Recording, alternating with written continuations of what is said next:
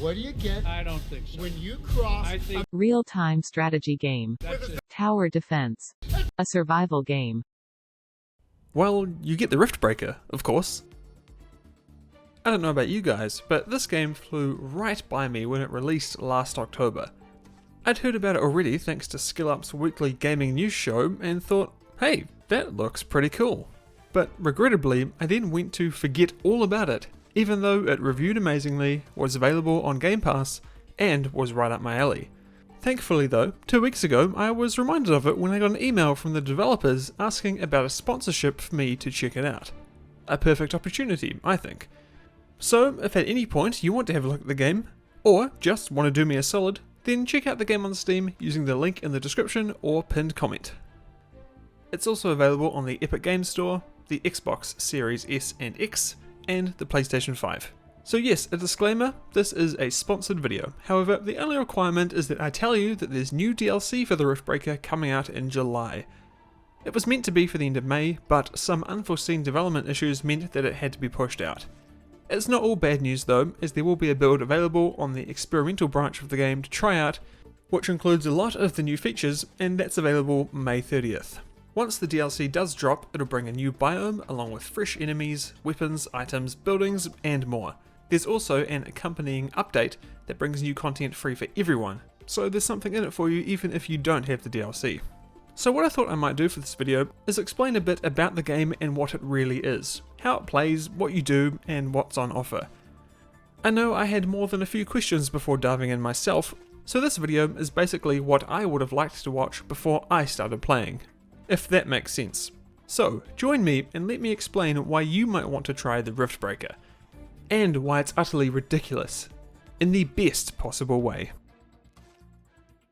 Simply put, the Riftbreaker takes some of the best parts from a handful of genres and rearranges them into a game like nothing I've really played before.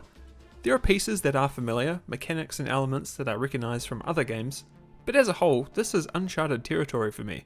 I've seen a lot of people put it in the same lane as Factorio, but it's nowhere near as complex as that. If I had to sum it up in one sentence, I'd call it a real-time base-building survival strategy game with tower defense and action RPG elements. Got all that? Fantastic. But out of everything, I do reckon it's closest to a real-time strategy. While some of the mechanics and ways you interact with the world do differ from your classic RTS, you'll still be building massive bases, gathering as many resources as you can get your grubby little hands on, and researching your way down tech trees. You play as Ashley Novak, an elite scientist, commando, explorer person inside an AI-powered mech suit, and you've been sent to another planet to assess its potential as a human colony.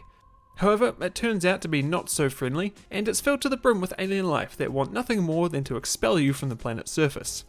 So it's your job to set up bases, establish defences, and gather the resources required to set up a rift back to Earth to get you home, and to open permanent access to this brave new world.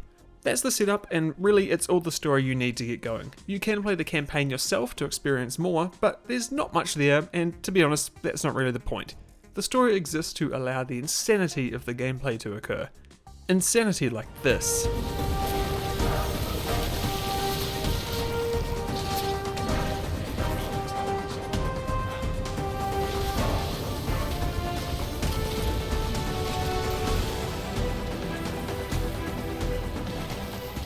This is what I mean when I say the Riftbreaker is utterly ridiculous.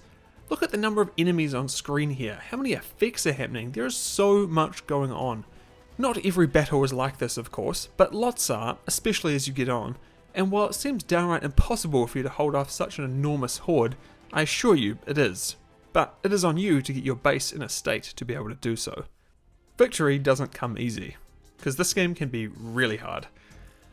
Once you've jumped through the rift to a new location, an often frantic setup ensues when you work to start bringing in the most basic of resources, building up your defences, and expanding your base. At the beginning, you'll only need a few of the different resources, but as you progress, you'll find the list expands to include a bunch of unique and more complex ones that need whole supply chains to support them. By the end game, there's uranium to refine and plasma to superheat, and your base will grow to immense sizes, filled with complex systems and defences.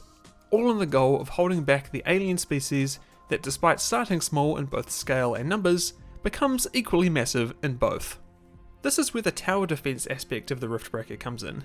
The options are vast, with everything from basic gun turrets to ones equipped with flamethrowers and artillery cannons, and all of these have multiple levels, with the advanced ones also needing to be supported by ammo fabs and the associated resource supply chains. This diversity is a necessity, however, as apart from your character, towers are the only form of defense you've got. There are no friendly units to come to your aid. Even with that though, it's not enough, and sooner or later you're going to find yourself in the thick of battle. But that's okay though, because there are swaths of options available for buffing out your mech and turning you into an unstoppable alien slaughtering machine. That, combined with the all-in-one nature of your suit, kinda reminds me of an endgame ACU from Supreme Commander. Numerous weapons can be unlocked, leveled up and modified, as can your suit, and there are also consumable items, special abilities, and research improvements to increase your combat prowess. You might start with a simple sword and machine gun, but you end up like a goddamn Terminator with rocket launchers, laser cannons, and flamethrowers. Everything in the kitchen sink, basically. And can I just say that new lightning gun from the DLC looks flippin' cool. The power curve here is amazing. You can be laying out hundreds, thousands of aliens in just seconds, and somehow the game doesn't crumble under the weight of it all. Bases get ludicrously complex with supply lines, research centers, and resource storage. Hundreds of towers could be firing all at once with 5 types of ammo. 1,000 enemies could be assaulting your walls. All the while, you're controlling your mech, repairing buildings, constructing new ones as you go, and using your offensive arsenal to hold the monsters back. I really shudder to think the amount of legwork this engine is putting out under the hood. The sheer amount of stuff happening here just boggles the mind. It's like nothing I've ever seen before. I just can't look away. All the bright lights and beeping sounds, I'm like a baby who's just seen their first episode of Cocomelon. Sorry, that's a somewhat niche joke. If you know, you know. I really was floored at just how impressive the Riftbreaker is visually, especially from a fairly small studio. With so many enemies and effects going on, I figured there would have to be some compromises. And well, there is a decently sized one, but it's not that bad. I'll get to it in a sec. First though, man, does this game look great. The lighting does most of the heavy lifting, with impressive use of ray tracing if you've got a graphics card that supports it. Thankfully I do, so these shadows, explosions, and headlamps all look fantastic. That's not to say the rest of it isn't great though, because it is. Building animations are sweet, and I really love how everything moves and interacts with each other. There's a lot of detail here. And weapons, oh boy, this is where the fun begins. Machine gun fire and explosions are so satisfying, and once you unlock some of the later game ones, man, these are fun. And they're really well supported by the sound design, which is it's just really crunchy. Like, I can't think of any other way to describe it. It's crunchy and it's satisfying. I could honestly just hack down forests for hours with my sword, listening to the sound effects, and I'd be pretty happy.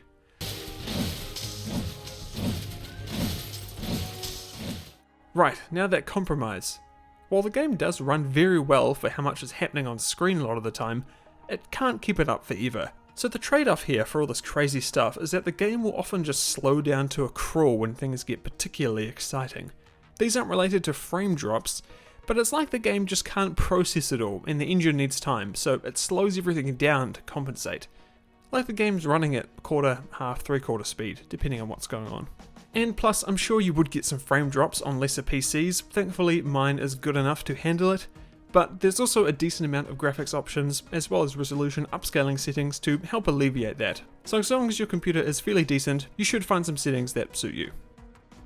Well, that's the Riftbreaker. I'm honestly glad I got the opportunity to play it, because I've really enjoyed the 10 hours or so I've spent in it.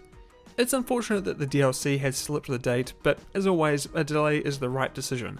It'll make for a better experience come launch. And if you're new to the game like I was, there's no shortage of content to tide you over until then, with the campaign, survival missions, multiple biomes, and sandbox options being available right now. And if you click with it, then you've got Metal Terror to look forward to, as well as a hopeful co-op mode later this year. I've got my fingers crossed for that one. Trust me, this game will be sick with co-op. So if you like the look of the Riftbreaker, then I encourage you to click the link in the description or pinned comment to check it out on Steam. If you want to try it out, there's a free demo, and it's available on Game Pass if you have that, plus all the platforms I mentioned earlier. So thanks again to Exor for sponsoring this video, and thank you for watching it. If you'd like to support me directly, then you can do so on Patreon, or here on YouTube if you'd prefer. I've recently added a new bottom tier that gives access to our re-emerged Discord server for just $1, so if you'd like to get in on that, that's how you do it. You'll join legends like Jack Walsh, Nutty Jawa, Overlord Jeebus, Crizzy218, T-Edits, Crispy Robo Chicken, Dakayo, David DeBolye, and Standby for Systems Nominal, who supports me at the Paladin tier. Thank you very much yet again. So as I said, thanks very much for watching, and I'll see you all next time.